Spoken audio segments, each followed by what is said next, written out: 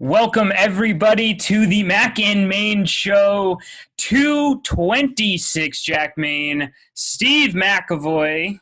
I always try to figure out which way to point. Eric Kerr is below us here. It is Monday, May 18th. We are super excited to be back and on the grind with you guys this week. We had a great episode last week with Professor Trip Sanders. He went over a bunch of the business aspect of COVID-19 and how the sports world can get back up and running. Make sure that you guys go listen to that. But we are super excited to be here today to discuss the best sports documentary that I have ever seen, and I'm sure that these guys would both agree with that. The Last Dance, the 10-part Michael Jordan series, debuted 5 weeks ago on Sunday and finished up last night. They were airing 2 episodes per night. Each episode was an hour long. It is by far one of the most in-depth, well thought out, well processed documentaries that has ever been put out in the sports industry. We were going to get into that, but before we get into that, Steve, how are things going on right now? Things are good. I didn't purchase it, I found it, and then I had to sell it and then rebuy it again because it was scratched up. I pulled out the Xbox 360 from the archives, and I've been playing Madden 12 with my Michael Vick Giants franchise. It's so fun. Oh, the players that you wouldn't expect to be in this game, trying to think of past players that you would know from 2012 that you probably haven't heard of in forever. Ben Jarvis, Green Ellis. Yes, Ben Jarvis, Green Ellis. It's one of those teams like Ryan Mallett is a battle quarterback, stuff like was that. Was Peyton Hillis on the cover? Yeah, Peyton Hillis. Back? The year that Peyton Hillis had some insane years of fullback and then converted to a running back in Cleveland, the weirdest cover athlete ever for Madden by far. But yeah, so that's what I've been really doing, and then just binging Netflix shows. Eric Kerr is back on the podcast. He is below here. Eric has been on the show a couple of times. This is your second time being on the show in quarantine, correct? Yeah, second time in quarantine, so happy to be back. I don't know if you guys noticed, but I got a haircut. My hair is definitely a lot shorter than last time I was on. I was going to ask, how did you get a haircut? So my mom gave me a haircut, but she did it a little too shorter than I would have liked, so that's why it doesn't look like a normal Eric Kerr flow. It's not nearly as tall, so it's an adjustment for me. I don't know if I like it. Do you guys like it? It's a good look. I wish I could see it in person. Yeah, had I seen it in person, I could be a little more objective, but. We here at the Mac and Main Show would like to offer up our congratulations to all the seniors who graduated from Quinnipiac this past weekend, and then to the rest of them across the country. You guys got the short end of the stick this spring. Steve was one of them. Fortunately, he is coming back next year to do his master's in sports journalism. So he will be one more year in the studio on the Mac and Main Show, and then Eric and I will be heading into our junior years at Quinnipiac. We are super excited to continue with what we are doing here. Guys, I think that we could just hop right into it because this has got to be one of the hottest topics in the history of sports. Absolutely. Would you agree? Oh, yeah, by far. So first, I want to preface this. First, The Last Dance. I want to talk about this before we actually really get into our big debate. For those of you who have been living under a rock for the past 30 years almost, the leaving of Michael Jordan to the NBA and the arrival of LeBron James, literally after Jordan's retirement in 2003, has sparked probably the greatest 30-year run in the NBA in terms of the greatest players ever to step foot on a basketball court. But first, just with The Last Dance, I wanted to just talk to you guys about what you guys thought about the documentary as a whole. What were things that you found new that you didn't necessarily know? For one, I think everyone was shocked at the fact that MJ actually had food poisoning and not the flu for the flu game. It kind of takes away doesn't really take away the legacy. I don't really know. It's still it still sucks to be throwing up every 5 minutes from food poisoning, but I feel like it's a whole new kind of take on things. What were your initial thoughts or things that you found interesting, both of you guys? Well, there was a lot of stuff, and also for me, I haven't seen the full part of The Last Dance yet, but I saw up to episode 7, so I am in tune with what's going on. I think the whole portion of just why specifically Michael Jordan retired from basketball, leading into the whole era of him starting to play basketball because of his dad's passing. I think it was truly, truly interesting to me because it wasn't because of, the speculation that people assumed that he got suspended from the league by David Stern for those 2 years, which is why he sat out.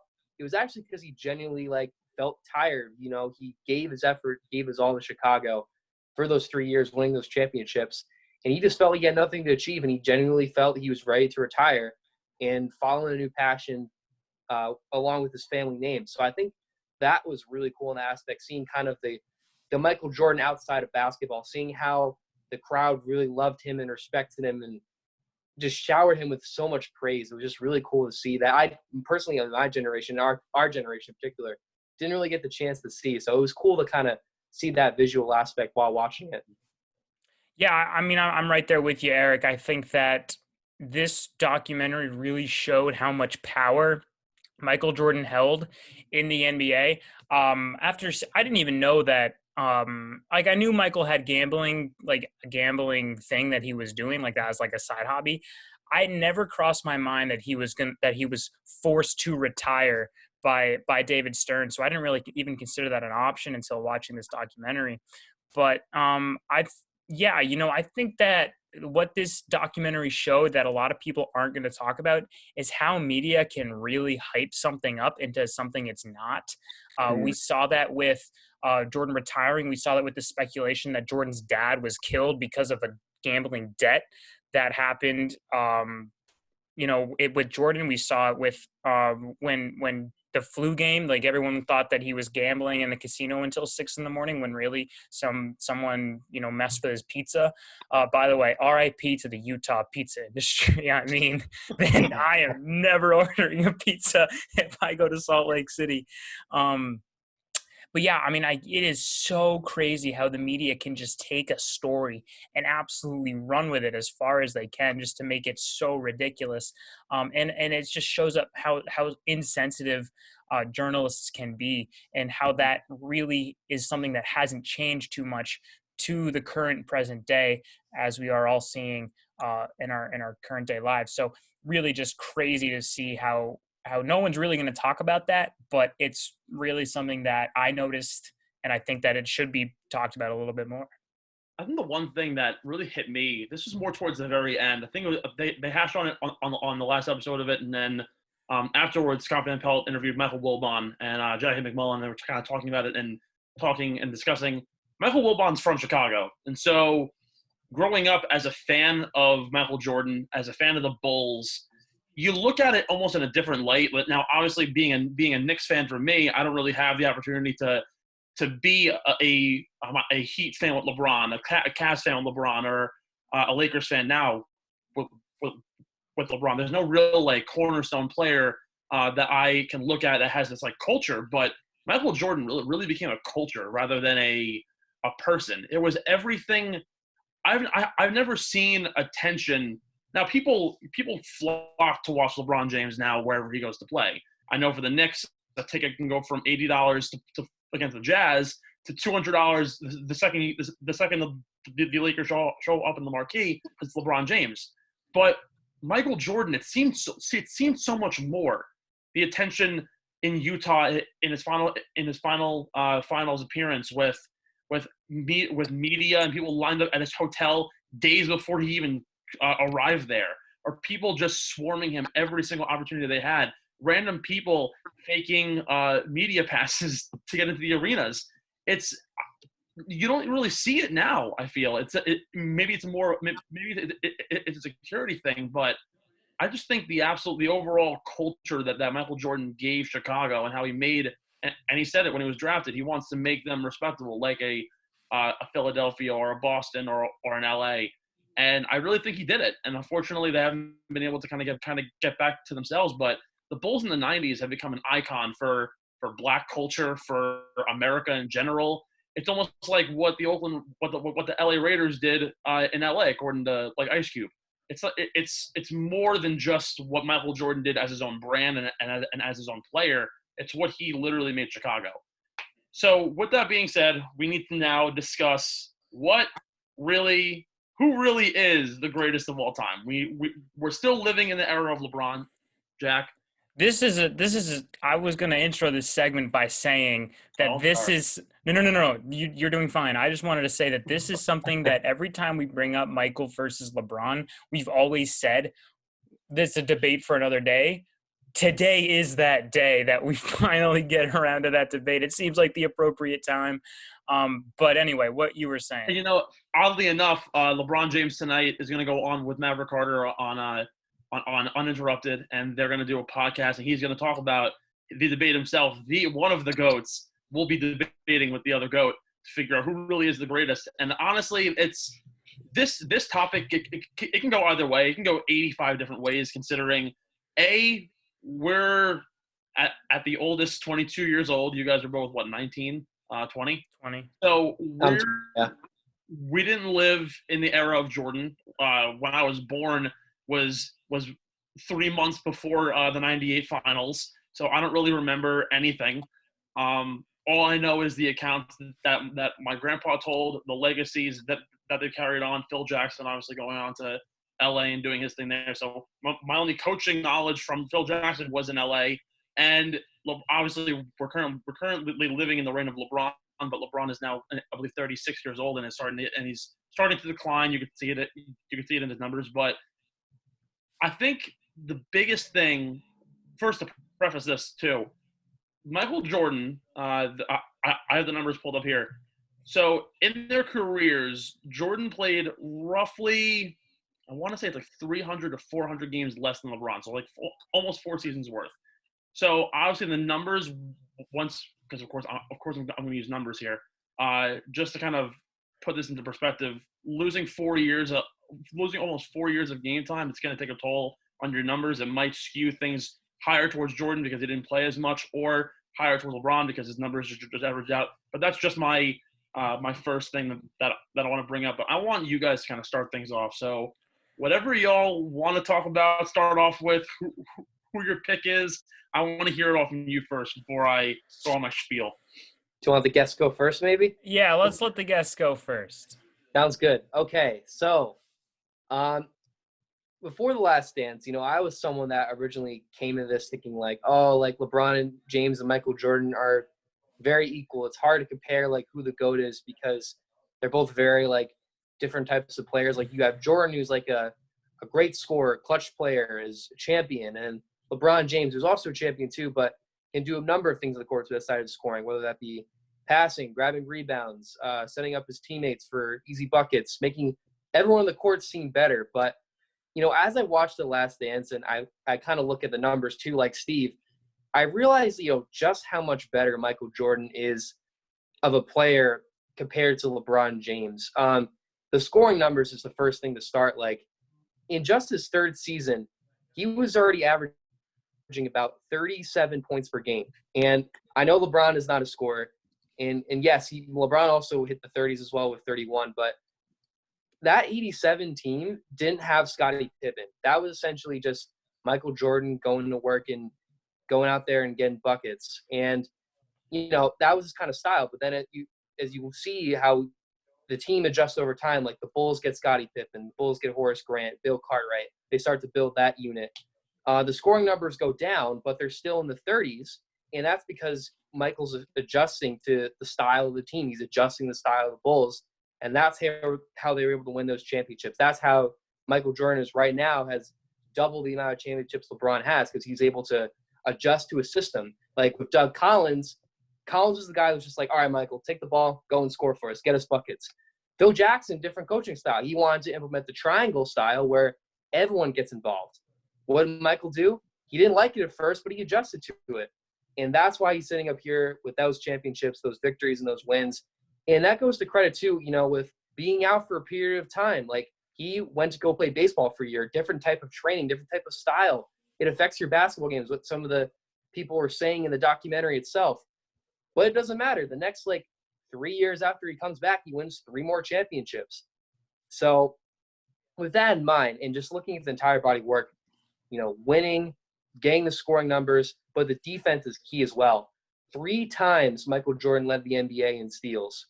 And I didn't mention how many times that he led the league in points, but just 3 times of steals just showed how Michael Jordan is a a factor on both the offensive and defensive side.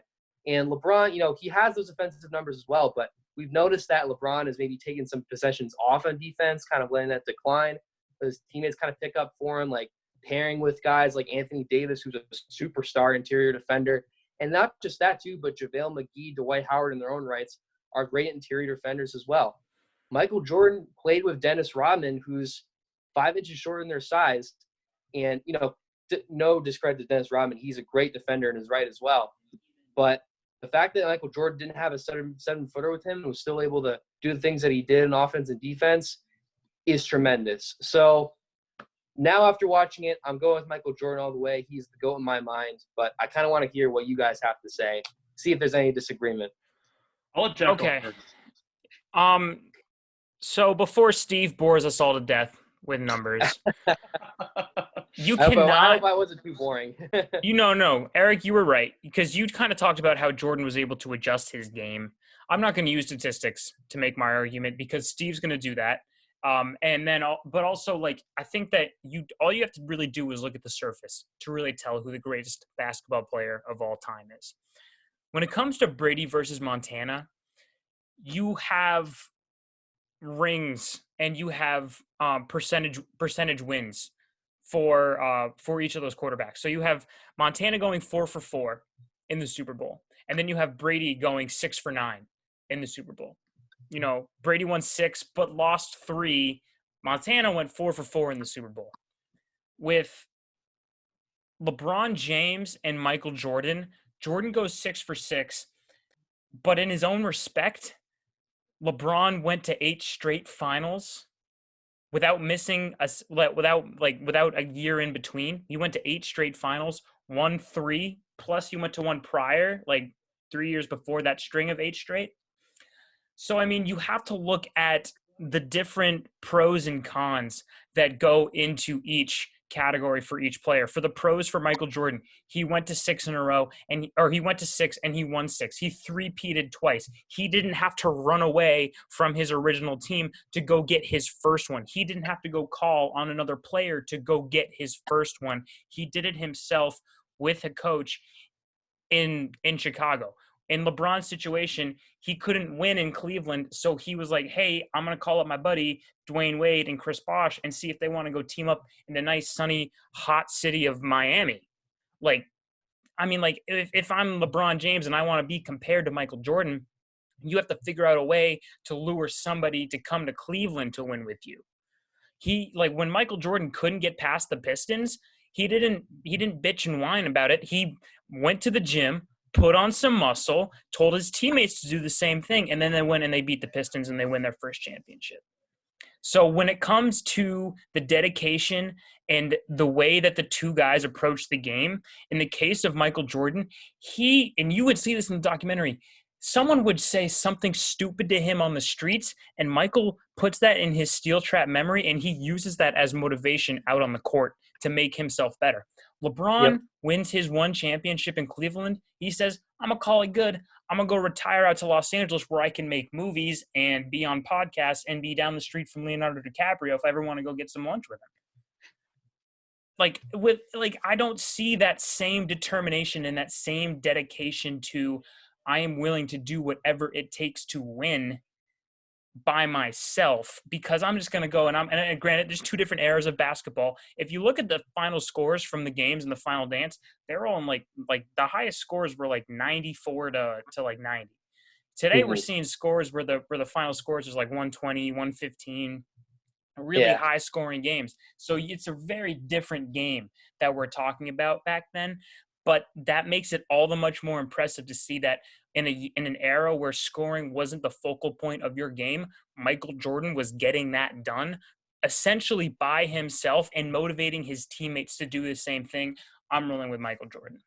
Yeah, and also to that point, quickly, I want to add to that point about LeBron James making those 8 straight NBA Finals appearances. A lot of those times, it was against weaker competition in the Eastern Conference. Like, Michael Jordan had to go against the Pistons, as Jack mentioned, but also the Knicks, too, were a tough out for them. Celtics. The Celtics had some good teams. I mean, not in the 90s era when Jordan was winning the championships, but certainly when Jordan dropped 63 points against the best Celtics team of all time, 85-86. Another thing, too, in those playoffs, they didn't win, but Jordan was still putting up numbers back then, too. But LeBron James, I mean, who's he really played in those, 8 straight Eastern Conference appearances outside of, maybe those first few years of the Heat, with those final, going to the finals with the Cavs, he had to play against the Atlanta Hawks.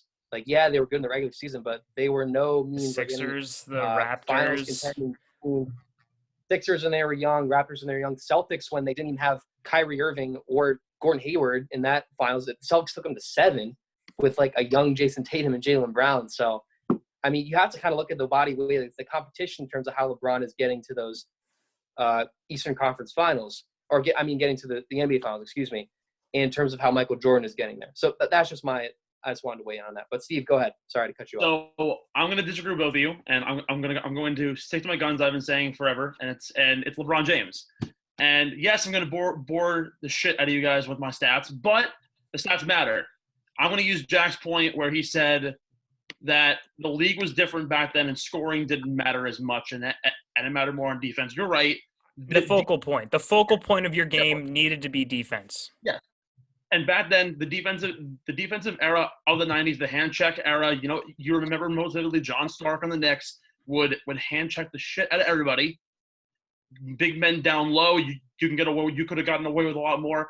Dennis Rodman, it was considered by some analysts today, like Bill Plaschke, saying he is the Draymond Green of the 90s, but what he did in the 90s, Draymond Green could have gotten away with a hell of a lot more than what he does now. But with that being said, LeBron James is an interesting case. And I agree with you that there have been times that he's taken off on possessions. He's essentially pre-set himself up for retirement going to LA. And it doesn't help his case in any way, shape, or form. But that's also LeBron James looking at himself more as a brand, getting ready for what is going to come afterwards. Now, yes, it's very easy to play your years out in Cleveland, retire, go to LA, and start your career up. But you want to be able to maintain that longevity. Players like Wayne Gretzky, who played out his career on various teams, didn't establish himself as a brand, just one of the greatest players ever to step foot on ice, and then tried starting up a successful brand career afterwards. It didn't work, mostly because 10 years after the fact, he almost became irrelevant because he didn't do anything except for being a hockey player. Tom Brady doesn't necessarily have the greatest brand outside of himself. His TB12 brand, there's no he doesn't have a shoe deal. He doesn't have these gigantic sponsorships. When Tom Brady retires, he's going to kind of fade out. He's going to be a legend. Everyone's going to know who he is. But where Michael Jordan has had 45 pairs of shoes and the Jordan brand and the Charlotte Hornets and all these different things, LeBron James is right behind them with the most lucrative shoe contract in NBA history with Nike. He'll forever be cemented. When you hear LeBron James, you know exactly what you're talking about. Other players don't have that. So even though, yes, he's setting up his career for the future, whether it be acting, he's looking into liquor, stuff like that. He's trying to set himself up.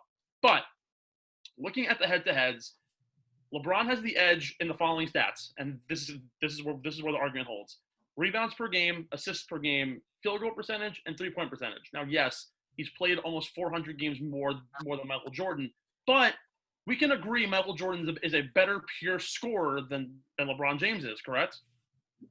Yes. We can agree on that. Yeah. In terms of creativity around the rim. Yeah. Michael Jordan being a finisher, a driver, as a true shooting guard, he was. LeBron James isn't really a true anything. He could play point guard. He could play shooting guard. He could play the big. I think LeBron James' physicality and his ability to do everything on the court at once, Michael Jordan couldn't necessarily do that, but he made up with it in his defense. If you look at his advanced numbers, Michael Jordan played horribly when he went up against bigger opponents. He was most likely successful playing against the point guard, shooting guard positions. Once you start getting higher up and bigger men, he started to fail off. Most of his steals, almost 78% of them, came against players of his own size and caliber, shooting guard, point guard, so on. LeBron James being able to defend all 5 positions on the court, I think, is the most unstoppable thing in basketball. No one's been able to do it, and no one can do it. Mostly because no one is 6'9", 270 pounds and has the finishing ability of Michael Jordan, the down low ability of Shaq, and the shooting ability of put someone's name in here. Now, yes, he isn't the most powerful three-point shooter, and he isn't the greatest in the line. He only shot he's shooting below 20, a little bit below 75% from the line, but LeBron has 2,000 more points than Jordan, 3,000 more boards, 3,600 more assists, 70 more blocks. 4 more years of playing. Again, all right, but think about it: 2,000 more points with only 200 more games played. That's only 10 points a game. That isn't anything crazy. In the era where you're scoring over 100 points a game, Michael's team scored 80 to 100 points a game. LeBron's teams are scoring 100 to 120 points a game. So let me trudge on. Michael Jordan for his career has been a better free throw shooter. He has played less games, so adjusted the career numbers are relatively the same. Honestly, Michael Jordan has the edge in career points per game, but I want to look at the playoffs, and this is really where I think things get different. Now, just to hash this already, I've talked about the eye test. Michael Jordan couldn't guard everyone on the floor. He mostly only had success against point guards and shooting guards. LeBron James can cover everyone on the floor and has the highest efficiency rating on defense out of any player in the NBA at all 5 positions throughout the peak of his career. But the playoffs is really where LeBron James has shined. That's when his peak really hit from 2011 until the modern day. And I'm going to talk about why he also left Cleveland to counteract your point, Jack, after this. LeBron James has been known as a team player. People said it. Folks said it in the documentary. Michael Jordan wasn't the greatest team player. He was very much, I will do it all by myself. Give me the ball, I'll do it. LeBron James statistically, yeah, he's been averaging almost 27 points a game, but he's also been picking up the slack for everybody else. He in an era where Michael Jordan essentially established the big three with Rodman, Pippen, and himself, not to mention the depth he had with Tony Kukoc and Steve Kerr and company. He started what the big three really was. If you notice LeBron James' career, he's gone through the big threes: Ginobili, Duncan, Parker, Pierce, Garnett, Allen, Kobe. I guess you could say Pau Gasol, Andrew Bynum, or whatever third player was a part of the Lakers dynasty at that time. Even like Steve Nash, Amari Stoudemire, and Joe Johnson. All these teams that were all motivated are on 3 big names, and then most recently with the Golden State Warriors, Curry, Thompson, Draymond, and then you could even put in DeMarcus Cousins once he entered, and then KD, almost elite starting 5 of all time. He never got through those guys. Right. I'm aware of that, but LeBron James never had the team to essentially do that. He's moved on, and he made himself established with these big threes. It was him, Kyrie, and Love, and then him, Bosh, and Wade. But every single team that he was a part of, Dwayne Wade isn't Klay Thompson. Chris Bosh isn't Kevin Durant. Chris Bosh isn't Tim Duncan, and Manu Ginobili isn't Dwayne Wade. It wasn't like where Scottie Pippen was the best small forward in the league and Dennis Rodman was the best rebounder in the league, regardless of the fact that he had Akeem Olajuwon and Karl Malone and so many other players to go against. These were the best players in certain categories that mattered. Michael Jordan did the scoring. Pippen was essentially the fallback option who every single year in the playoffs was second in points and assists per game to Michael Jordan. And then Dennis Rodman led the NBA playoffs in rebounds 4 years running. So you're looking at guys who were really just role players, where as opposed to LeBron James's team, he wasn't the only scorer. He wasn't the only benefactor. Kyrie Irving averaged 23.4 points per game in the playoffs. Wade averaged 20. Bosh averaged almost 14. And then Kevin Love averaged 15. But Kevin Love is more of an outlier because he didn't play nearly as much. For Jordan averaged almost 36 points in the playoffs. Pippen averaged 17. Tony Kukoc, who was the second leading scorer, averaged 11, and Rodman averaged only 5. And LeBron averaged 29 points per game. We're looking at almost 3/4 of the team's points responsible by 4 players across the Heat and the Cavs for LeBron James. Jordan did it all, and it was only really scoring and defense. But what I'm saying is that LeBron James needed the Big Three era to succeed. Michael Jordan, at the time, if you look at these teams, the teams that Jordan played, yes, they were jam-packed. But when you played the Rockets, it was really Hakeem Olajuwon. When you played the Jazz, it was really Malone and Stockton. There was no depth. Can you name me the third best player on the Jazz, the third best player on the Rockets, the third best player on the Pistons? Probably can't. Well, the Jazz is Jeff Hornacek, but the Rockets, it's kind of tough because like they had a good start. Drexler. No, he was on the Blazers. No, that was the Blazers. Yeah. He went to the University of Houston though. But what I'm saying is that there was no depth outside of these stars.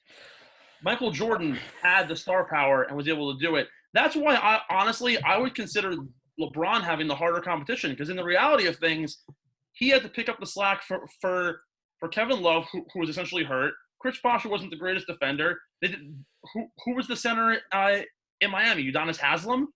Maybe? Greg Oden for a couple of times. Who? Greg Oden. Greg Oden and his shitty knees? Thanks. All right. At the end of the day, LeBron James needed the Big Three because he was going up against legends his entire career. And yes, so was Jordan. But Jordan was going up against one guy who he didn't even defend at the time. He defended Stockton. He didn't defend Olajuwon. He didn't defend Malone. He's not supposed to. He's not a big man. Yeah. Okay, here we go. LeBron James covered Curry. He covered Duncan. He covered Ginobili. He covered Kerr. This is where you've contradicted yourself. You have contradicted yourself because you have said that LeBron has the highest efficiency rating in terms of defense in the NBA because he plays in what is called the positionless era in basketball. When Michael Jordan played basketball, there was a point guard. It was Steve Kerr, and it was Paxson. There was a shooting guard. It was Michael Jordan. There was a small forward, Scottie Pippen. There was a power forward, Dennis Rodman, and then there was a center, Bill Walton, Cartwright. Those five guys made up each of those positions on the floor for the Bulls.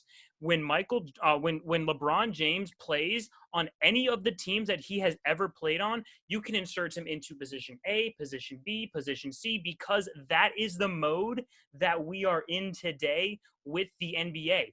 Giannis Antetokounmpo, if you just give him the eye test, he looks exactly like a center. But the Bucks use him to run their point because he is the best natural scorer on that team. Michael Jordan was the best natural scorer on the Chicago Bulls, but he never brought the ball up. It was always Kerr and it was always Paxson. Only in the most needy situations, like in Game 6 against the Utah Jazz in the 1997 NBA Finals, would Michael Jordan bring the ball up the floor because he was the guy that was going to get the bucket. Every single time the Cavaliers needed a bucket, which was most of their possessions because they were going up against the greatest scoring team in all time, like the Golden State Warriors, LeBron James was bringing the ball up because he was running the point. His first year in Los Angeles, he was told by Magic Johnson, you're probably going to play a lot of five this year. We got Lonzo Ball, we got Rajon Rondo, we got Kyle Kuzma. So what are we going to do? We're going to put you at the five because you're the biggest guy on the floor. This year, he's the second biggest guy on the floor, third biggest guy on the floor because they got Anthony Davis and Dwight Howard. So they moved LeBron from the 5 to the 1. Why can they do that? Because we are in the era of positionless basketball where you can plug and chug guys wherever you want. When Al Horford was on the Celtics, he ran the point when Kyrie was out. There's no way in hell we're having Marcus Smart pull up from 3. That guy shoots 25%. Michael Jordan could do it. Michael Jordan could pull up from anywhere on the floor. He could drive. He was creative. And he could get around those true position big men like Patrick Ewing, like Karl Malone, and like Dennis Rodman and the rest of the bad boy Pistons. Yeah, that is why Michael Jordan is the greatest of all time, and that is why you contradicted yourself when you say that he has the highest defensive rating because he guards Curry and he guards Klay Thompson. But I'm going to disagree with you on this. I wouldn't call this a positionless era in basketball. The only thing the NBA has really done has turned to small ball. You got to realize that these players like Ben Simmons, Giannis Antetokounmpo, and LeBron James, they're freaks of nature. They're oversized. Magic Johnson was a center who played point guard. Just because you're a good ball handler, you could run the point. Congratulations. But players like Anthony Davis, he's only really a forward. The only difference is he can now shoot the three. Al Horford is really a big man, but he can shoot the three. The only difference is that players in the 90s who like Hakeem Olajuwon, who couldn't pull it from three, now you can do it because there's more of an emphasis on it and there's more of a need. You're also looking at two totally different leagues where the NBA of the 90s, it wasn't a 3-point centric league. It wasn't until the Warriors in 2015 said, "Oh, wow, we can shoot 45% from three, shoot 30% for the game, and win the game by 30 points." And they did it, and they made it happen. The NBA has shifted now to a 3-point centric league. If you notice, the splits in the 90s, 60 to 70% of your points came from in the paint. Now it's like it's almost a halfway split, 3-point to the inside. So you're looking at it different ways. I'm not going to call it a positionless league. I'm just saying it's more players have developed more and they've learned to try new things and do new things. You can even see it now in college, and I'm going to use it as a bit smaller example. College centers or big men now who are 6'9", 7 foot, ball, Kevin Marfall, players like that can hit threes. You didn't see that even 5 years ago. What I'm saying is that the league is developing. Players are getting better and stronger and faster than ever, and they're being taught ball handling. It's like trying to teach an MLB pitcher to hit a baseball. Most of them couldn't do it 5 years ago. Now you see Madison Bumgarner hitting a home run every 12 bats. It can happen. It has happened. Which is why this is becoming the positionless era of basketball, because everybody can do anything, and because the league is smaller. But it isn't truly positionless. The scoring, yes, it is. The scoring has become the biggest thing. The ball handling really hasn't. You don't see a lot of big men that can ball handle like LeBron James can. Like Al Horford can't ball handle like Giannis or LeBron or Ben Simmons can. Joel Embiid can't do it either. They're not as charismatic with the ball. They're not as quick on their feet. LeBron James can break your ankles. Joel Embiid's not going to do that. Yeah, I want to add that and say, like, the game is more about spacing, and that's why that's why these players are working on the 3-point shots, because they're able to generate more spacing that allows players, like a Ben Simmons, a Giannis Antetokounmpo, a LeBron James, to be able to slash, get inside, get easier buckets because there's not that many people around them, because there's 3 or 4 other players spacing out in the mid-range or the 3-point to get an easier shot. If someone does collapse on them, they can just kick it back out. And also, if you throw LeBron James in that kind of segment, I mean not LeBron James, if you could throw Michael Jordan in that kind of segment today, I feel like he'd be able to do the same thing and also be able to get more spacing for people, adjust his game to style. Maybe he could become more of a playmaker at a 6'6" role as well if he played in today's era.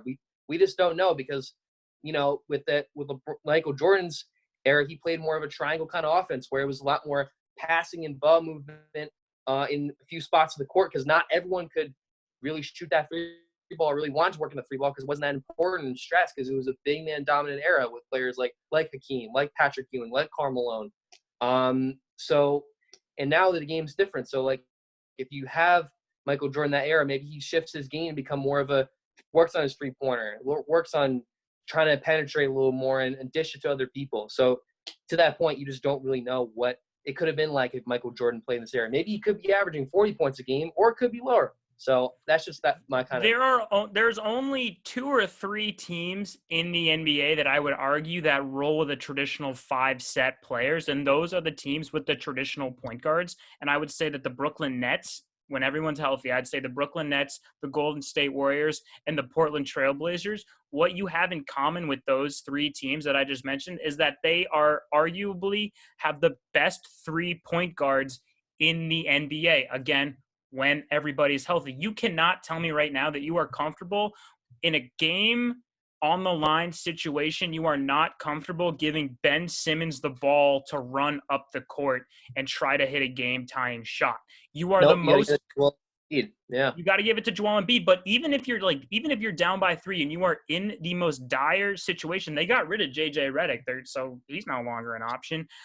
If you are in a dire need of a shot, are you really going to put all your eggs in the basket on Joel Embiid? They're just going to pile up on Embiid in the paint. With Michael Jordan, you had to worry, and this is the same case with LeBron.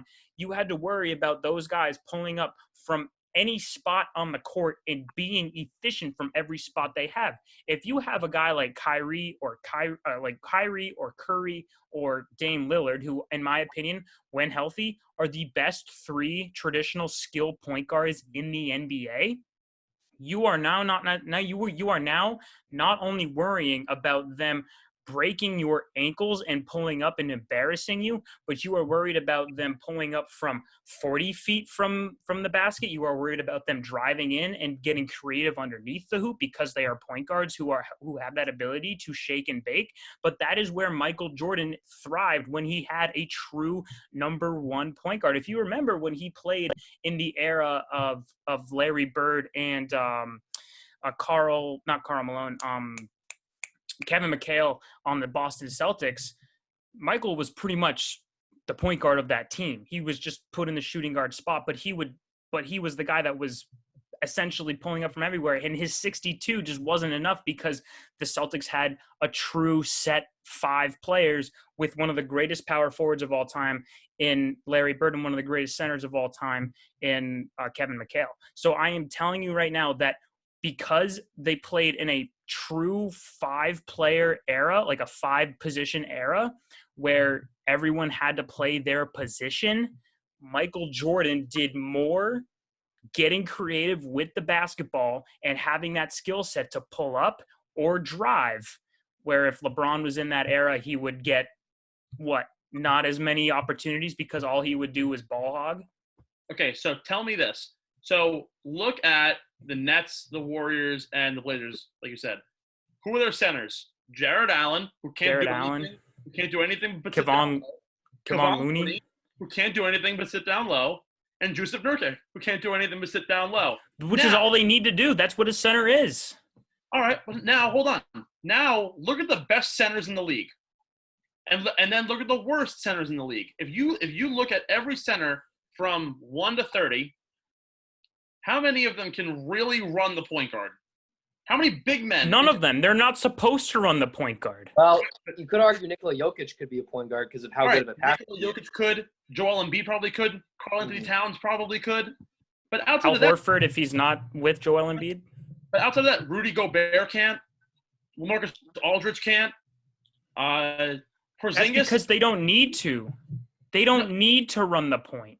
They're supposed to be down low and get blocks and get rebounds. Karl Anthony Towns has no point guard. Who does he have? He has Jeff Teague, maybe? I don't even think so. And he has D'Angelo Russell. Oh, all right. Sorry, D'Angelo Russell. Okay, fine. LaMarcus Aldridge in San Antonio. Who's San Antonio's point guard? I don't know. They're in a rebuilding phase. Oh. All right, great. Can LaMarcus could you easily put LaMarcus Aldridge, who's better than Murray, to run the point? No. Rudy Gobert? Donovan Mitchell's a shooting guard, so I call him a point guard. Who do they have a point guard? Michael Conley's the Jazz point guard. Mike Conley? All right. But still getting up there in age. But Rudy Gobert can't slot in it and do that work. The argument could easily be made that really the only positionless area is from point guard to small forward for most players. Because a lot of small forwards have the athletic ability, the size of a big, and the athletic ability of a point guard. So that's kind of where things it's more of an anomaly to see big men that are as fluid as a point guard. Like Anthony Davis is a great shooter. Porzingis is a great shooter, but they can't move the ball like a point guard can. Yeah, they're not designed to. Okay, but with players developing like that, LeBron James, the guy should be a power forward, but he has the physique to be a point guard. I think, if anything, the fact of being positionless adds to his legacy further. Well, no. It's not because he's positionless. It's because the league is positionless. Like, really, if you've named, like 7 out of the 30 teams in the NBA that have, like, a true center. I mean, like Taco Fall of the Boston Celtics? No way in hell you're letting a 7-7 guy run the point, right? Miles Turner, Nikola Vucevic, Steven Adams, Marc Gasol, even though he can hit it from 3, Brook Lopez, Clint Capella, Jonas Valanciunas, DeAndre Ayton. Even there's a lot of true centers in the league, but again, that shows it isn't positionless. There are specific people that are centers. There are specific players that are power forwards. A few power forwards can run the point guard. A lot of small forwards could really run anywhere because they have that they are the cross between the big man and the small guy. A point guard can't run small forward. So really, again, positionlessness only really runs small forwards can run the point, but that's really all it is. There is no true positionless league. I kind of want to tie back to the GOAT argument because, looking at, players like Giannis Antetokounmpo, like all the players we mentioned that can take the ball, be a point guard and handle a facilitator and do everything out there in the court. They can do everything, but we haven't seen them, go out and be a winner. In my mind, someone that's a GOAT is someone that is a winner. We look at players like Tom Brady, like Joe Montana, who have the good records in the final or have the good records in the Super Bowl, winning that in the NFL. Same thing, a lot of the baseball teams. Like we consider the best baseball teams out there, like the New York Yankees, because they've won the most World Series. Michael Jordan, compared to LeBron James, you can't deny this fact. He's won the most finals and done it consistently, being 6 for 6. So that's why, in my mind, going back to the argument we're talking about, Michael Jordan is currently better, and unless LeBron James, somehow starts to put it together with the Lakers and go crazy and win a bunch of championships. I think right now you have to consider that Michael Jordan is still the GOAT. He's still the better player than LeBron James because of the winning, the accolades, all that stuff that's been with those championships, winning those finals MVPs every year. He's been there for the six times he's made it to the finals and won the finals. So why is what do you mean? Why isn't Kobe in the topic? Why is it always MJ LeBron? Why isn't it MJ Kobe? Kobe? Should be in the topic too. I was thinking about this the other day. I was talking about this with a few of my other friends, and we were starting to think wow, Kobe is kind of similar to Michael Jordan as well, and he should be in the conversation of GOAT as well because of those accolades, because he's been winning as well with those finals championships with the Lakers as well. So that's an interesting argument there too. We could start Kobe in there. Go ahead, but John, what I'm going to say here, though, in the case of Michael Jordan, if you look at his 6 championships and you look at who he beat in those championships rounds, I'm not 100% sure of his second of his 2 and 3, but he beat Magic Johnson, who's the greatest point guard of his generation. Then he goes on and he beats Karl Malone and John Stockton, 2 of the best players in their era. En route to get there, he had to beat Patrick Ewing and the New York Knicks, who were the bad boys of the late 90s. And he also had to beat the Detroit Pistons, who were the bad boys, the most physical team in the NBA with, guys that would literally – I think they said in that episode, they said if you weren't drawing blood, you weren't playing hard enough, essentially was what it was. Yeah, literally every time he touched the ball, they were pushing him. Yeah, if you look at – with the exception of – Steph Curry and Klay Thompson, who are probably the only 2 guys on the Golden State Warriors before Kevin Durant who will be in the Hall of Fame. Maybe Andre Iguodala, maybe. But Steph Curry and Klay Thompson, surefires. You cannot tell me that LeBron James beat the same skill Hall of Famers without the extra help, unlike Michael Jordan did. Because LeBron James couldn't get past Kevin Garnett and Paul Pierce. He couldn't get past them. So what does he do? He goes up and he calls up 2 other Hall of Famers. Well, Michael Jordan never did that. LeBron did get past Pierce, Garnett, and Allen, but that was with after he calls 2 more Hall of Famers. All right. Yeah. So Michael Jordan got lucky with the draft and the fact that they got Scottie Pippen. All right, hold on. Here's my third argument, and this is where I'm going to lead this, and I'm going to end.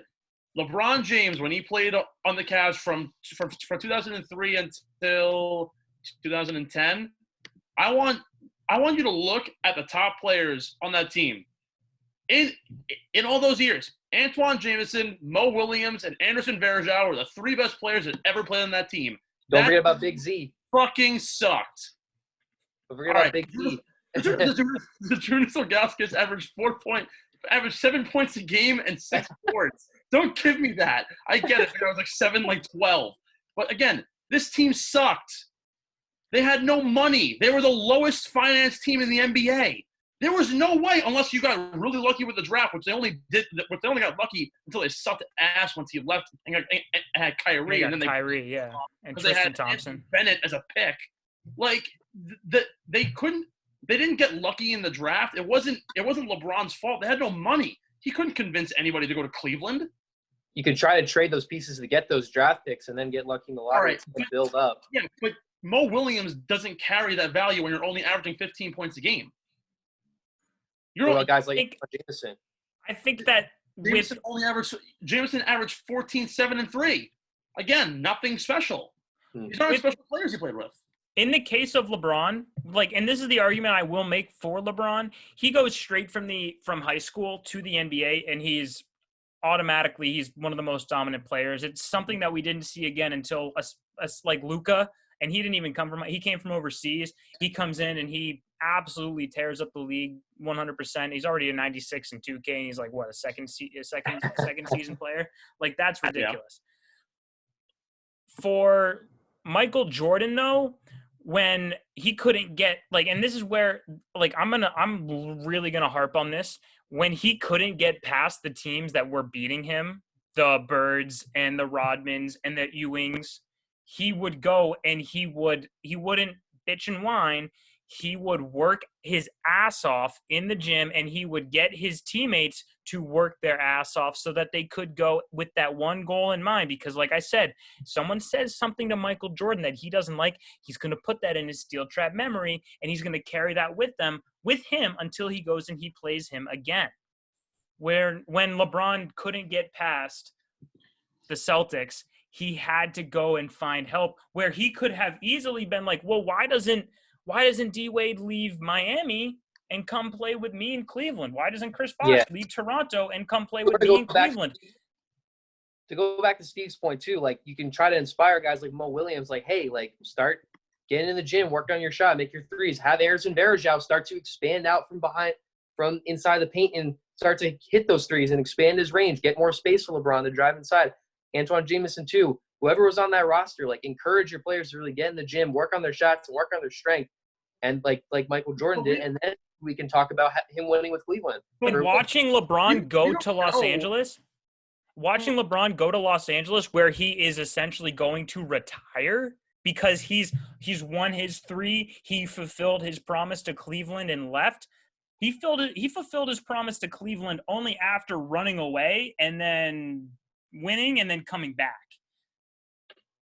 He runs away, he goes and wins, and he's like, okay, this is how I do it. Hey, Kyrie. Hey, Kevin Love. Hey, Tristan Thompson.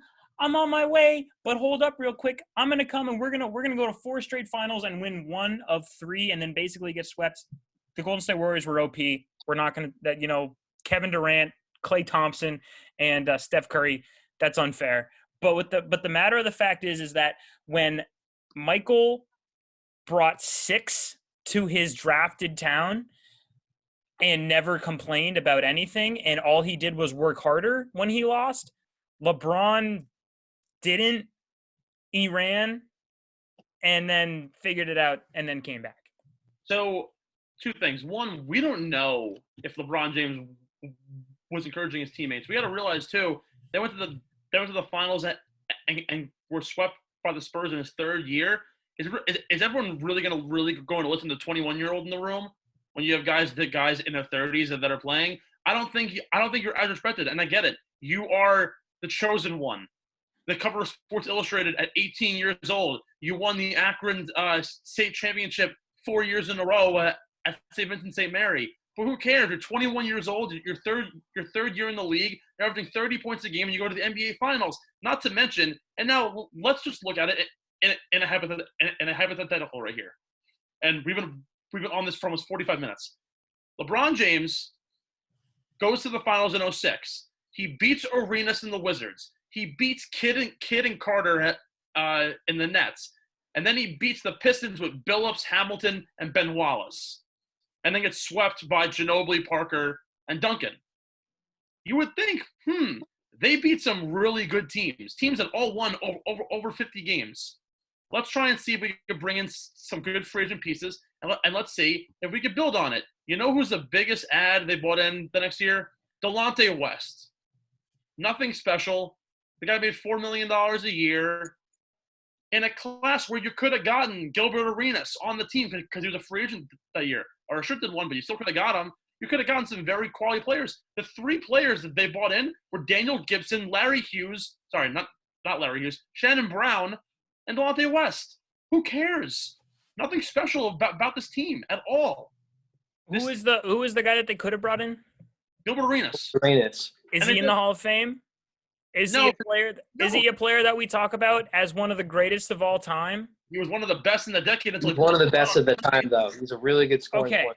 But when LeBron goes and he heads up to Miami, he's calling on guys that are proven as in terms of longevity. The reason why that super team happened in Miami instead of in Cleveland is because D-Wade already won a championship in Miami. Yeah, he won a championship.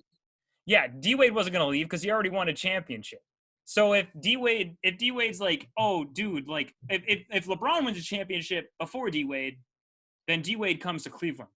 But because Dwayne won the championship in Miami, LeBron's like, oh, you've won. Hey, I think that this guy knows what he's talking about. So the ball's in your court. This is your city. This is your town. I'm just going to come and steal a spotlight for 4 years, win a couple ships, and then I'm going to take my talents back. Dwayne Wade won heavily on the shoulders of one of the greatest centers of all time. He did, but you look at – don't know. But what D-Wade had that LeBron didn't have was he had that until he was forced out of Miami, which essentially Jordan was forced out of Chicago. If once D-Wade was only forced out of Miami when he had nothing in the tank and he goes and he plays for Chicago, that is where we consider D-Wade to be the greatest Miami Heat of all time, and it's not LeBron James, and it's not Shaquille O'Neal. D-Wade was still a young learning point guard because, like you said, who's going to listen to the 21-year-old? They're not going to listen to D-Wade. They're going to listen to Shaq, who won 3 championships with Kobe, 2 championships. And guess what? The Bulls listen to Michael Jordan, who the year prior averaged 35 points a game. Go. Was MVP candidate. LeBron James, MVP candidate, was 21 years old. You're a kid. You're younger than me. How much gravitas do I have in a locker room if I played? Probably 0. Because I'm the loudmouth who runs stats all day. At the end of the day, you got to look at it from this point. The Cavs had no money. The Bulls had money. The Bulls got lucky in the draft. They bought in the pieces they needed. The Cavs didn't have the money. Who's the owner's name? Dave Griffin? Of the Cavs? Yeah. I have no idea. But you're right. The Cavs didn't have the means. The other option for LeBron James was going to be go to Manhattan and bring Melo with you. And it didn't happen, but Melo still won anyways. Like, at the end of the day, LeBron James wasn't going to win anything in Cleveland anyways. So don't discount the fact that, oh, he left his home. Don't give me that bullshit. Players leave. Ray Allen left the Sonics. Harden left OKC. Kevin Durant, who might, for all we know, might be better than LeBron James in the future solely of his pure ability to score, went to Golden State because he couldn't win his ring. Don't give me that. Well, I'm going to give you that because despite everything that you mentioned, Michael Jordan the Bulls kind of had that perfect storm where they had the pieces and they had the means in place to do well. Like you need this is where they say a championship isn't won on the floor. The championship is won with the whole team. Like you need the general manager and you need the owner and you need the head coach to all be in cahoots. The greatest coach, the greatest GM, the greatest owner. But even when things were in despair in Chicago, when Scottie Pippen requests a trade to leave because he is severely underpaid, 7 years, $18 million. Yeah. I mean, you're paying Brock Holt that. You're paying Brock Holt that kind of money. Again, all right, I get it, different era, but even when things are in despair, when Jerry Krause is saying, I don't care if Phil goes 82-0, he's out the door. Phil could easily just be like, all right, shit, I'm just going to go ahead and I'm going to win 20 games this year instead of going out and proving that without all the front office noise, he could still come and he could win a second three-peat. And I get it. You're like, oh, well, look, there's no, like, LeBron had no winning situation in Cleveland. Don't give me that. He went to the finals when he was in Cleveland. He just couldn't get over the hump because he ran into the San Antonio Spurs and Greg Popovich. He went to the finals in Cleveland almost on a whim. They won 50 games that year, and Larry Hughes had the only decent year in his entire career. The So you're team telling me that in the NBA Finals that year that should have been like that doesn't even count. That doesn't count for anything. No, it absolutely counts. But the fact, all right, the Cavs making the finals in 06 was the Mets making the World Series in 2015. Shouldn't have really happened. It was like the Giants beating the Patriots in 07. Shouldn't have happened. They were 18-0 and they lost on a Tyree helmet catch and a missed read by Pat Chung in the end zone. It's like you're getting there on a whim. But also they beat the Wizards 4-1. They beat the Nets 4-2. I believe they took down the Pistons in 6. Like these are good teams that they're still beating. Where LeBron James is averaging 30 points a game for 9 years, and the next best player is averaging 15. You weren't going to get that until you went to Miami and you had Wade averaging 20, Bosh averaging 14 and 9. Like you needed something there. Let's be honest too. That second three-peat, if you don't have Pippen, Rodman, Kerr, whoever it is, honestly, Steve Kerr is probably the most underrated player on the entire team. If you really look at the numbers and from the documentary, they might not win if you get rid of one of those supporting members. Pippen, Rodman, Kerr, insert name here. Like the team was good, but Jordan still needed pieces around him. The first 3, maybe, because it was a young Pippen. They didn't have Rodman. But at the same time, just think about it. You still need a cast around you at the end of the day. Paul Pierce wouldn't have won in Boston if it wasn't for Allen and Garnett, who, might I add, Pierce got them from the Timberwolves, and I believe it was the Sonics at the time with Allen. Like these teams come together because they want to win. They create super teams. Shaq left L.A. They bought in Pau Gasol and they bought in Andrew Bynum, and Derek Fisher still stuck around. Lamar Odom came in, and Kobe was the same again. Come upstairs and get packages. I am. Oh my God, I hate you. Oh, I'm sorry. And my sister bombs the show. Fantastic. Don't you just love that? Right when I'm in my heat, like I'm Dan Le Batard. But again, That's because that's a sign right there. That's a sign. Jordan GOAT. Jordan GOAT. My GOAT's LeBron James. Yours is Michael Jordan. I want to hear whatever. I want whoever listens to this to give us comments. We've got to vote on this somehow. Mine's Michael I think Jordan. I'm gonna take a clip of each of our arguments, and I'm gonna leave it up to the. This is the most I've ever argued on a topic in my entire career. All right. So before we move on to our final topic, I kind of camera. Don't have that problem on radio, do you? The last thing I kind of want to talk about is the dismantling of the Bulls. I know you guys haven't seen the last episode yet, but it is mostly known that Jerry Krause said after in '98, Jerry Krause said, no matter what happens, three-peat, no three-peat, the Bulls are going to dismantle their dynasty. Mm-hmm. After watching the end of the documentary, I kind of thought to myself, I said, wow, we have seen a lot of dynasties end the wrong way, i.e. Tom Brady leaving the Patriots in a contract dispute with Bill Belichick.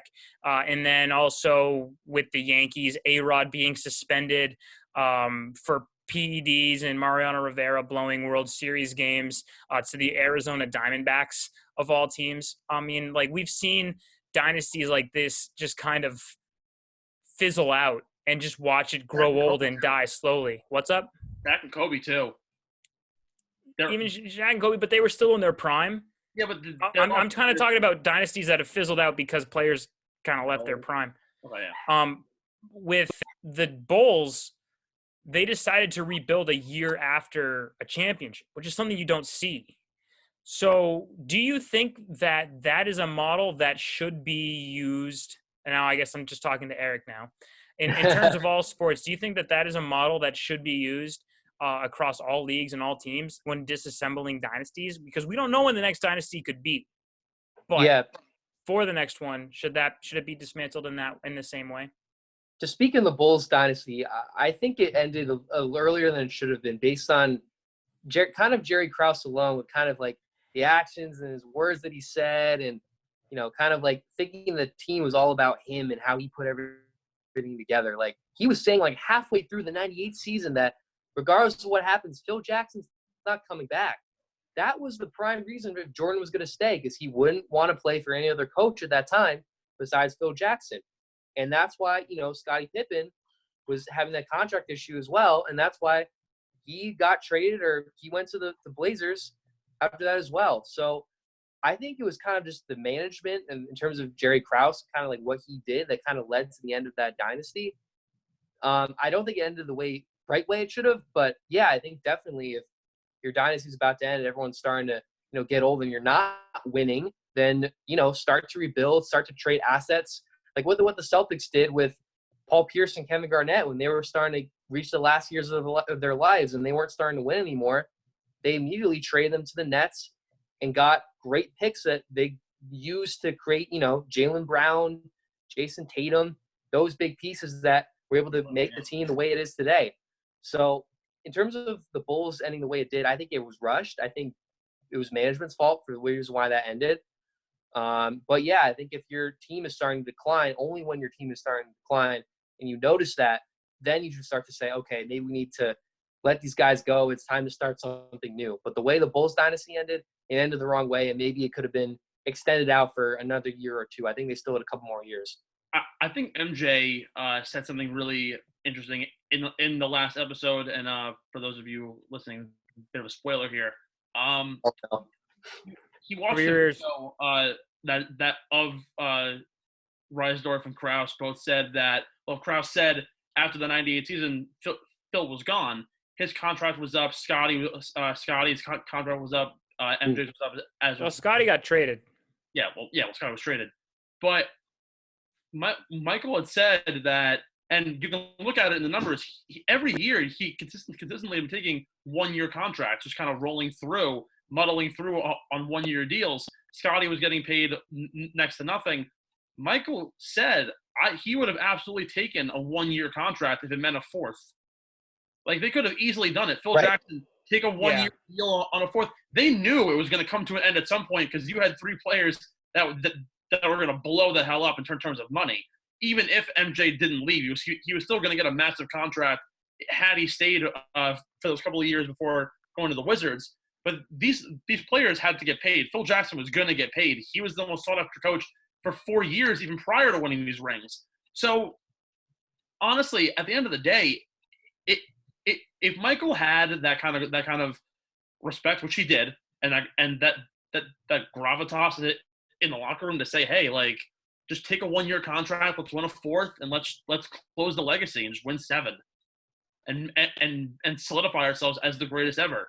And they could have easily done it. I just think I agree, it was rushed.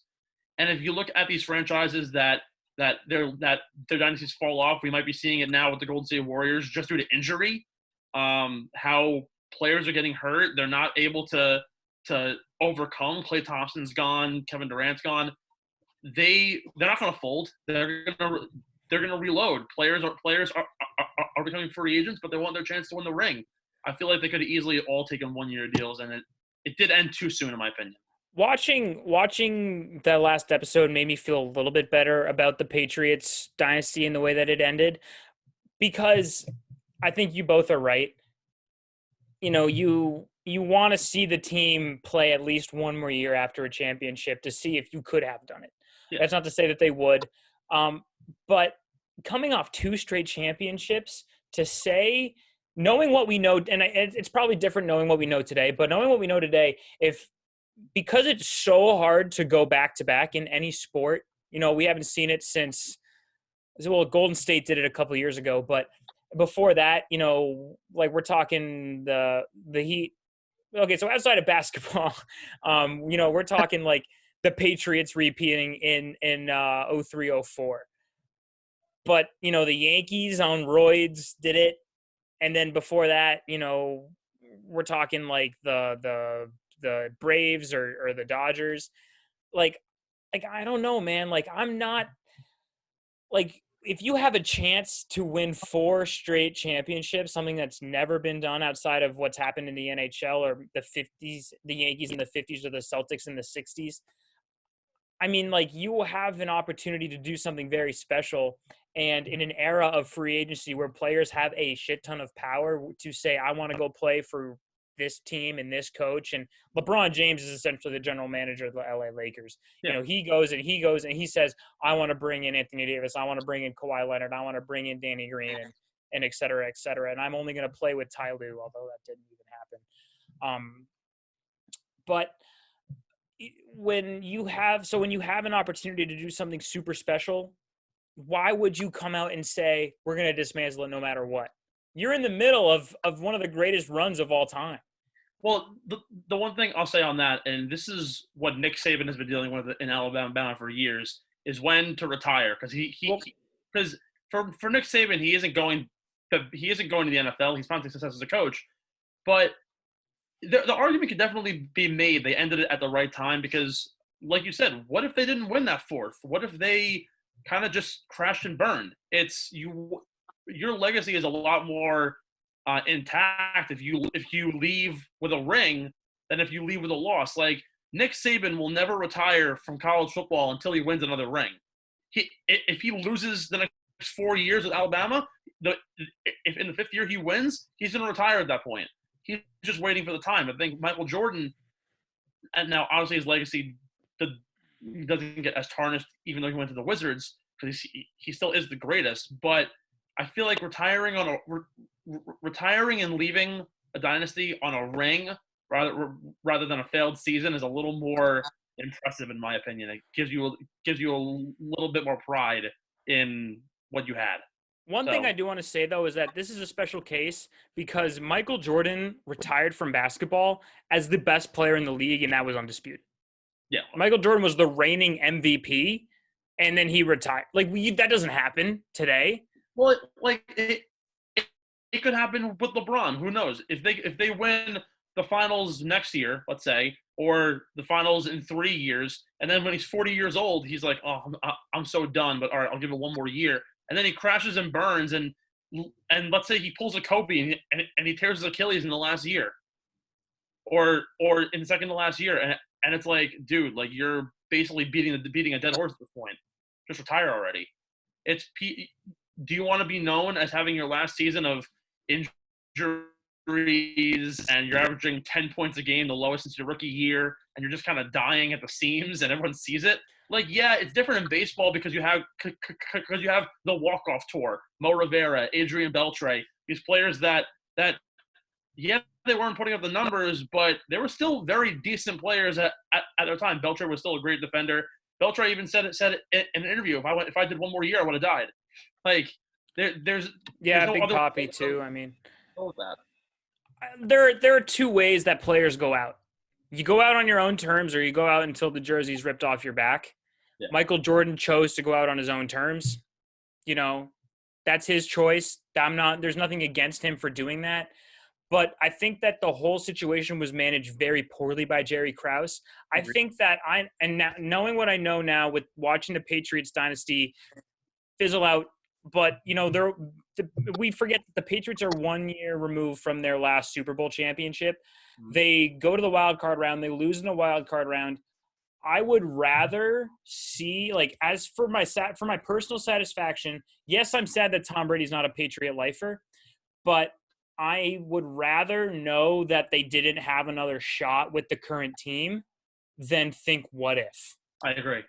Yeah. And so for Michael Jordan, he very clearly said, I constantly think about that what if we had all signed a 1 year deal to go try to win a fourth or seventh, 4 in a row, seven altogether. He constantly thinks about that what if.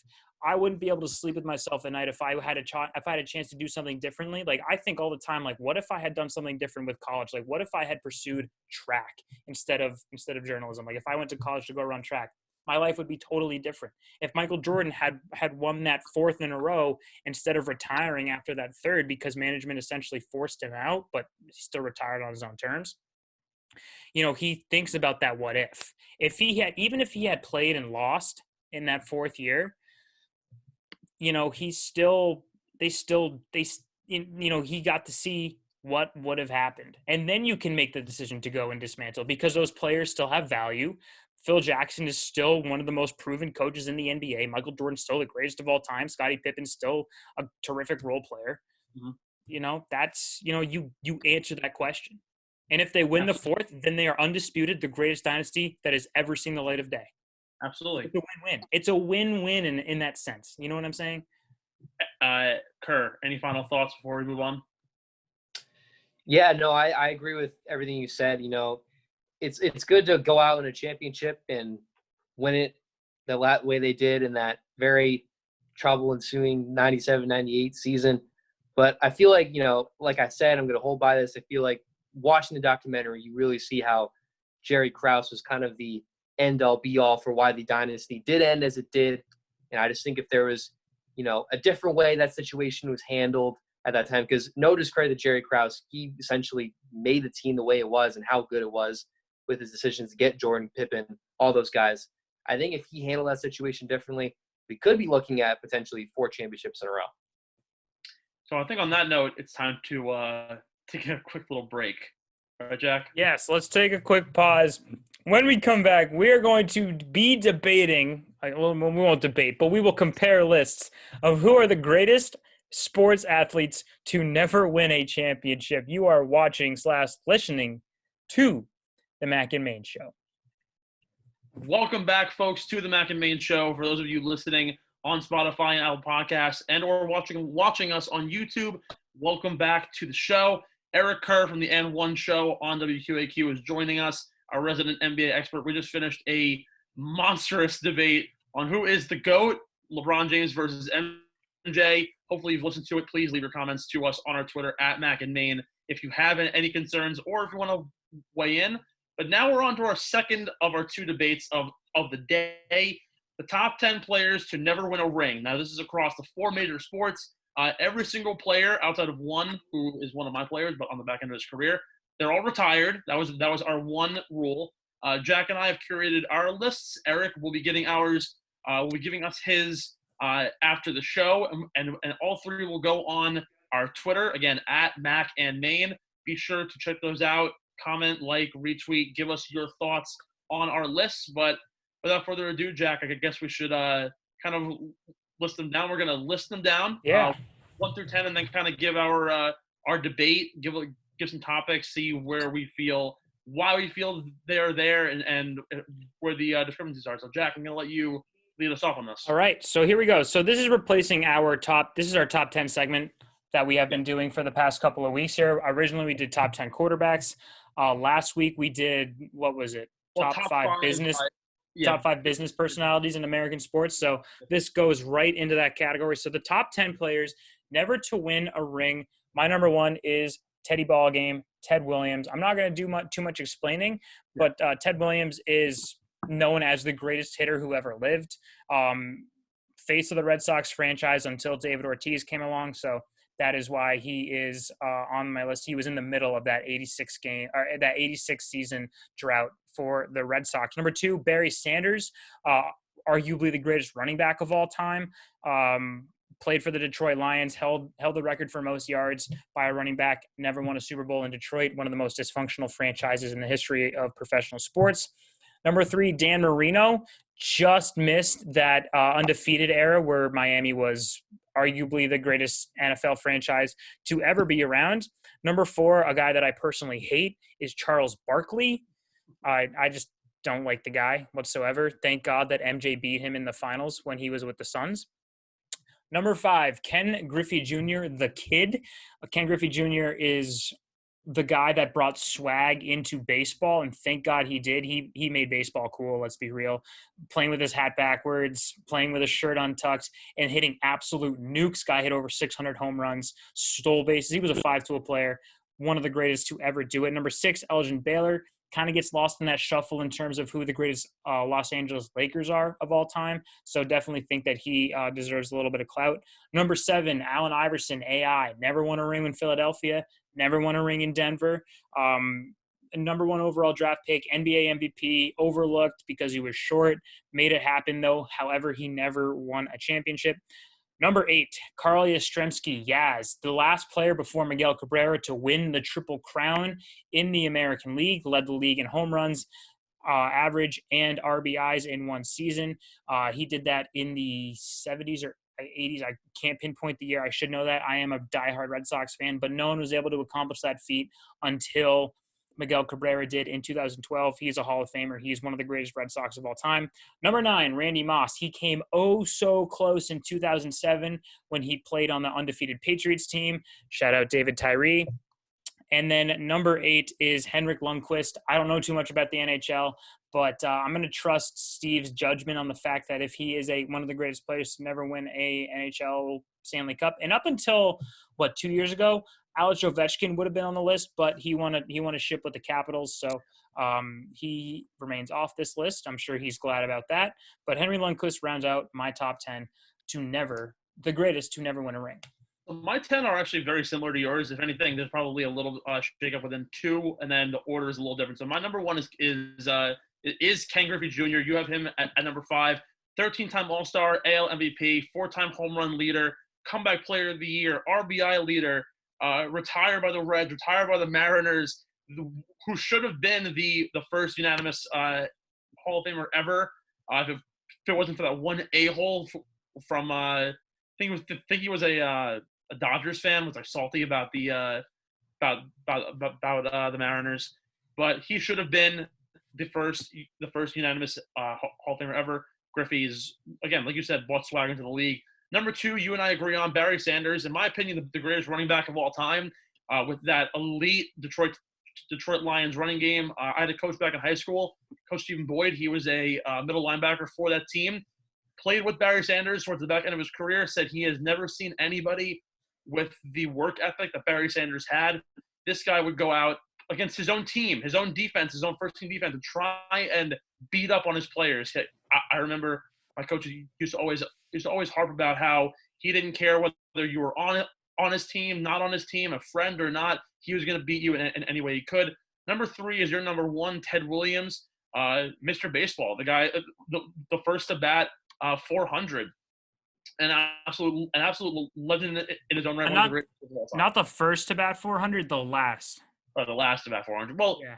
Wasn't he the first in the live ball era?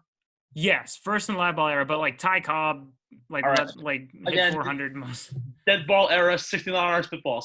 Number 4 is actually a duo. It's Malone and Stockton. We talked about how MJ took down the Jazz for his last ring. But Malone and Stockton had one of the most unstoppable pick and rolls of all time. And the fact that they weren't able to bring home a ring, they didn't have a lot of depth on the back end outside of Jeff Hornacek as their 3. But the team, for no matter how good Malone and Stockton was as a duo, they were never able to get over the hump. Number 5, Dan Marino. Had Dan Marino been on the 74 Dolphins, that team would have been absolutely immortalized. The first to throw for over 5,000 yards, an absolute legend in his own right. Number 6, we agreed on this one, Elgin Baylor. With teams that included Jerry West and Kareem and Wilt, everyone forgets that Elgin Baylor really held down the small forward position for this team and was a huge benefactor in everything. And he happened to have been on those teams in that 4-year run that they didn't win at all, which is so unfortunate for a player of his caliber. Top 25 all time in points, assists, rebounds, you name it, he's up there. Number 7, Randy Moss, like we said, in 2007 with my guy Eli Manning. As you can see, the Giants signs in the back. Took down the Patriots on a David Tyree catch and a blown coverage by Patrick Chung that allowed Plaxico Burress to score. Randy Moss, you know him as one of the first for the one-handed catches before OBJ could do it all. It was Randy Moss. Number 8, Tony Gonzalez, the greatest tight end of all time. I don't care what anybody else says about it. It's not Rob Gronkowski. It is Tony Gonzalez. The man had everything going for him, and then unfortunately things kind of fell off. None to his own problem. He led tight ends in yards for 8 years of his illustrious career between the Chiefs and the Falcons. Number 9, AI. Jack already gave his whole analysis on him. And number 10, you and I agreed on this one, Henrik Lundqvist. He's in one of the final years of his career. Came oh so close with the Rangers, but they lost to the Kings in the 2013 championship, I believe. Went to the playoffs 3 times with the Rangers, lost to the Kings and the Tampa Bay Lightning. But Henrik Lundqvist, is probably the greatest goalie, is by far the greatest goalie to never win a ring, probably the greatest NHL player to never win a ring either, in my opinion. So that's my top 10. I want to hear from Eric Kerr. What are your thoughts on our lists? Is there anybody who you feel that we left off? Or if you happen to have curated a list, please give us your thoughts. Eric, you're on mute. Eric's on mute. My apologies. I was typing what you guys had to say. No, I agree with both of your lists. I think you have definitely some good athletes here. Some players I personally didn't even know didn't even win finals. Like Dan Marino, for example. Like we were talking before we went on. Like, oh yeah, Dan Marino won a Super Bowl with that undefeated Dolphins team. Nope. But again, you look at the numbers he's put up, and that's truly tremendous. I mean, Barry Sanders is definitely someone that screams like great athlete in my mind, along with the numbers that he put up. I think he's a great thing as well. A lot of football players I see up here. And I also wanted to throw in maybe Calvin Johnson too. Now, again, like he's a very good weapon for the Lions as well. That was just a very dominant receiver, had a short career with the Lions, but put up numbers as well. Really good receiver. Kind of like a Randy Moss kind of build per se. But that was the only one I could have thought of. But yeah, I definitely see lists are very similar. Some good athletes up there.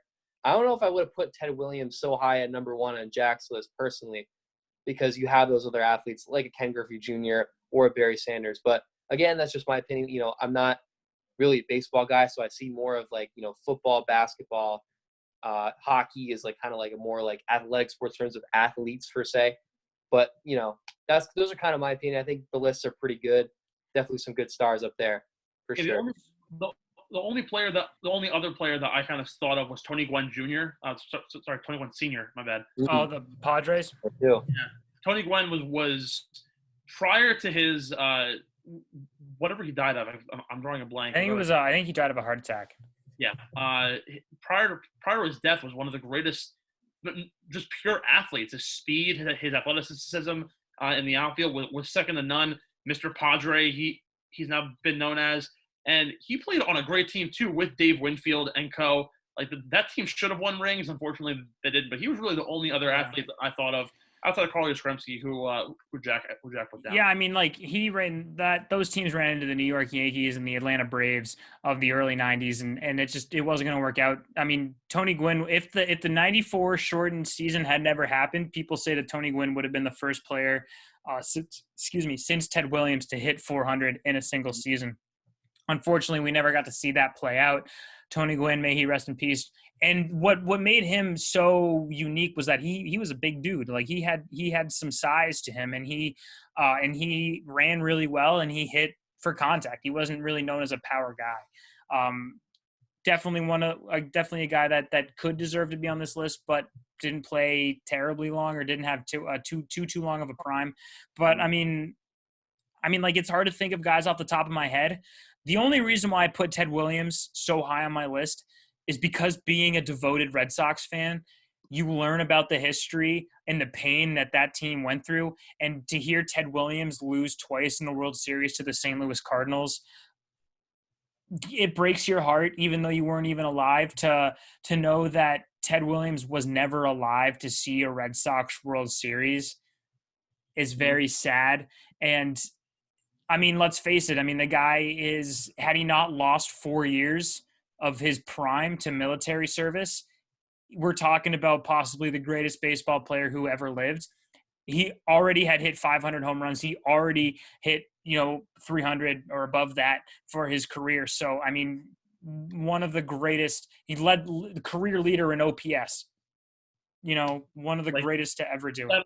That alone should put him over the top. And I agree with you, but I mean, Ted Williams was a great player, but Griffey being really the anomaly that he was in terms of pure speed, power, contact, everything. He was the true five-tool athlete of the 90s, and then Barry Sanders, like we said, was one of the most ferocious. I feel like Ted Williams just falls short of the mark. I think it's going to be interesting because this list will change probably in 5 years' time with players retiring and players unable to make it. If Mike Trout never wins one, he'll easily jump to number 1 on the list, and so on. But again, this list is going to be ever changing, and it's going to be very interesting to see who will end up making. Yeah, in the future. And But And it almost seems unfair to be ranking these guys because, like, I'm not going to disagree. Steve's list is fine. Like, I have no problem ranking Griffey above Ted Williams because Ken Griffey is one of the most polarizing figures. Like, the guy hit over 600 home runs, and he was a fan favorite. He played in Vermont for a season. People don't really know that.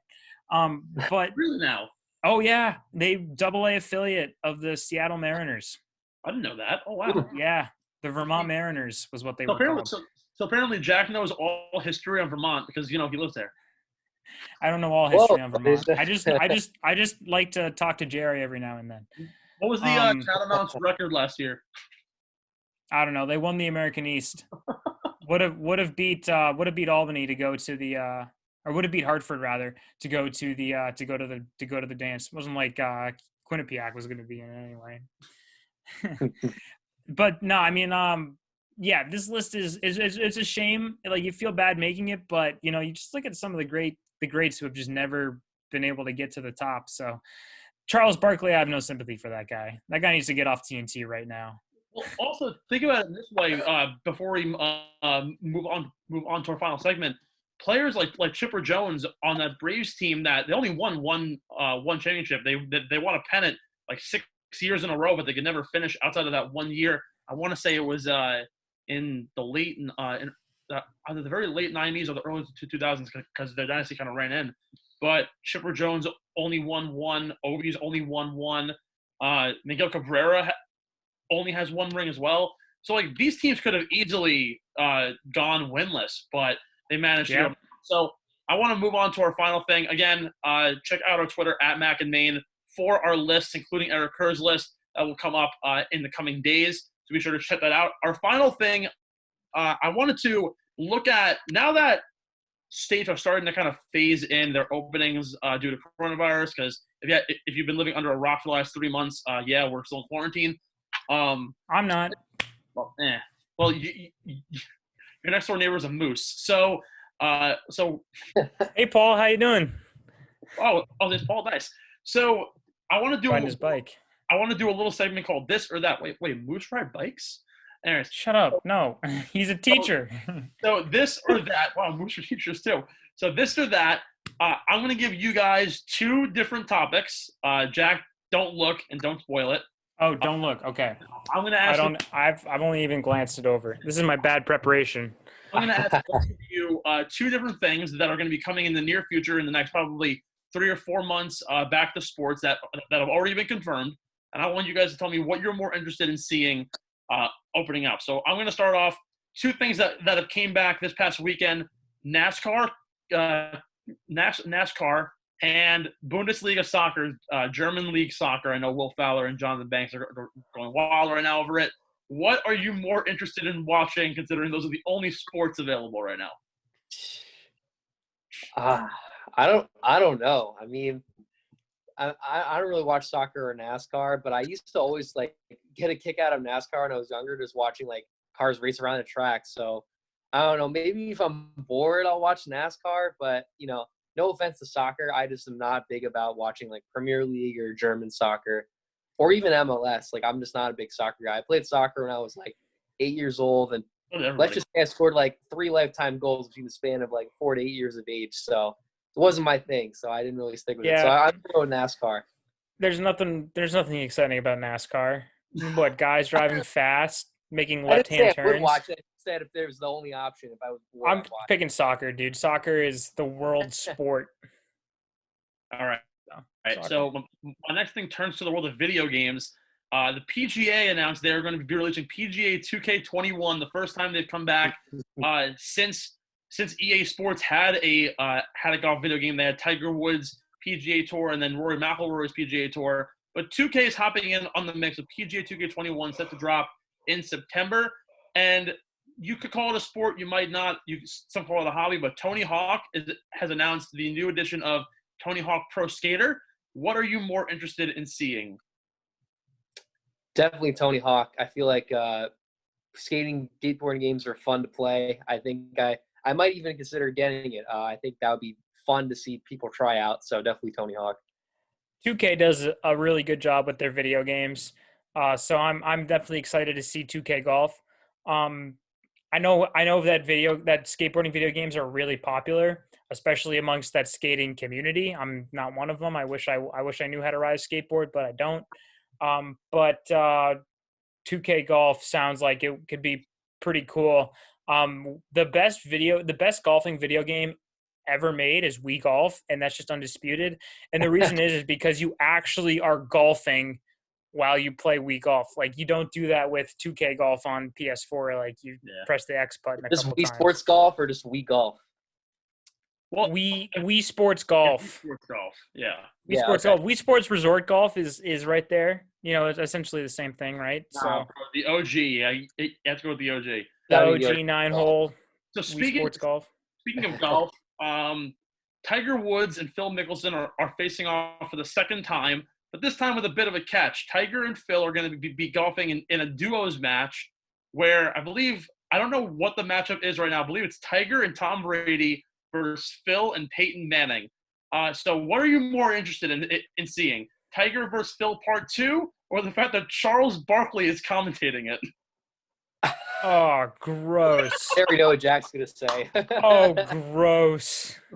I'm going to play devil's advocate and just say Charles Barkley commentating. I actually think he's really funny on air with that whole TNT group. So I think that group is funny, but Charles just pisses me off. He just rubs me the wrong way. Watching professional athletes do other sports professionally is kind of fun. You know, watching Tim Tebow try to play minor league baseball, it's entertaining, right? So watching Tom Brady and Peyton Manning play professional golf can't not be fun. You know, I'm not saying the golf's not going to be fun. I think it's going to be hysterical watching them all play together. I'm all in on Brady and Manning.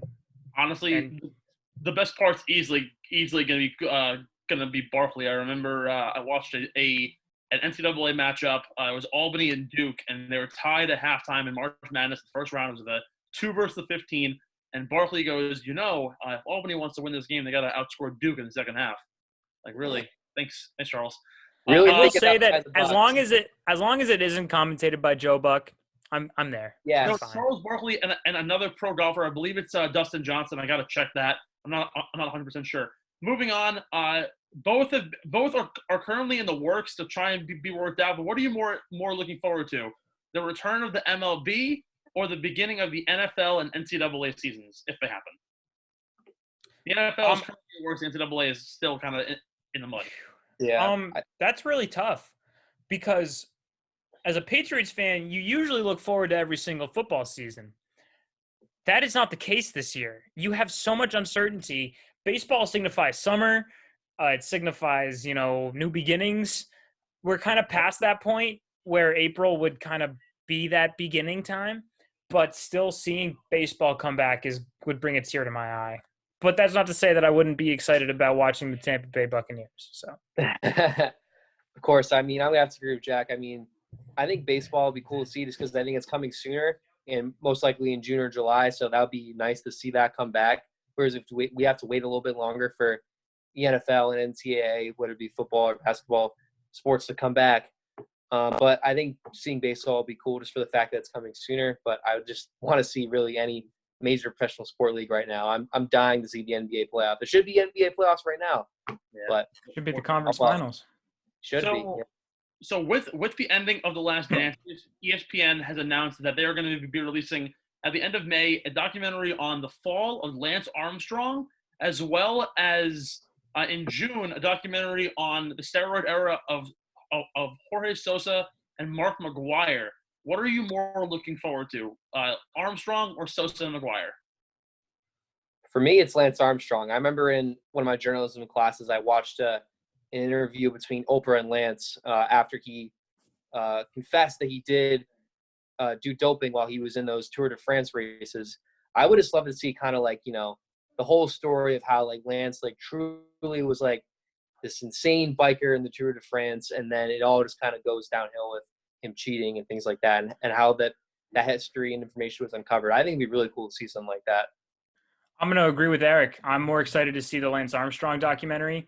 I've watched the Ken Burns documentary, The 10th Inning, which really does a really good job of covering the steroid era. Plus, I already know so much about it that I would kind of like to see what happened with Lance Armstrong. Lance Armstrong was this cultural icon, not just in the world of cycling, but across the world.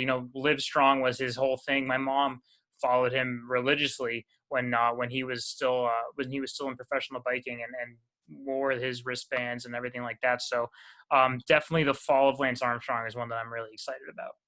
The final one, another ESPN-based question. They released a poll on Twitter asking what NBA documentary folks want to see next: the Lakers and the Phil Jackson, Shaq, and Kobe era of '96 to '04, or the Golden State Warriors and their rise to stardom from 2015 to 2019. What would you be more interested in seeing?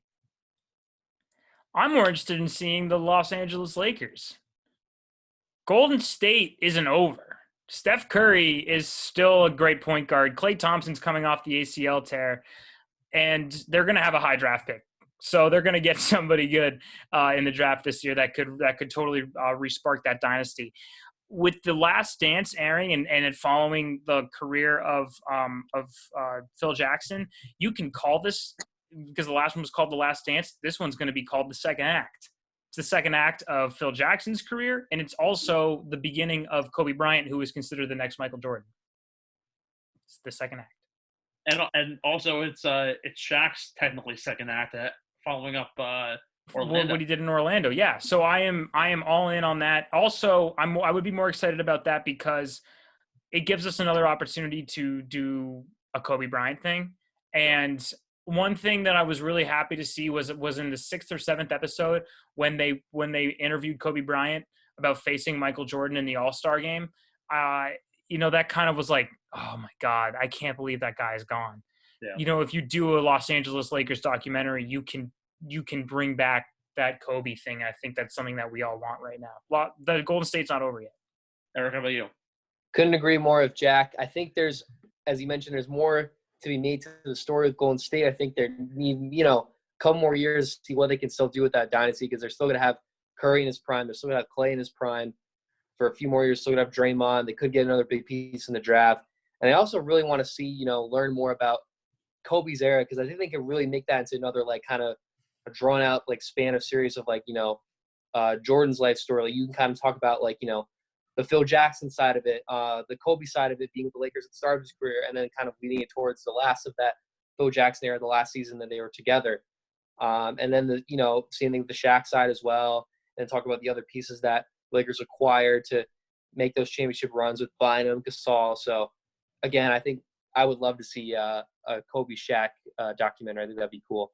How interesting would it be that we saw The Last Dance? We might now see Shaq and Kobe, and then we'll see possibly LeBron, and then after that, we could probably see someone like a Steph Curry. Just looking at the legacy of basketball from the early '90s and now pushing all the way. Considering, if you look at it, Kobe started off towards the back end of Jordan.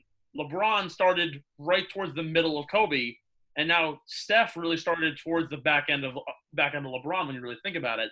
So it's kind of seeing the growth of basketball over a 30-year span from the perspective of four of the best players to ever play the game, Curry being one of the best pure shooters from deep, LeBron obviously the first or second in most books, Kobe the first, second, or third in most books, and then MJ. But that is all I have for you guys.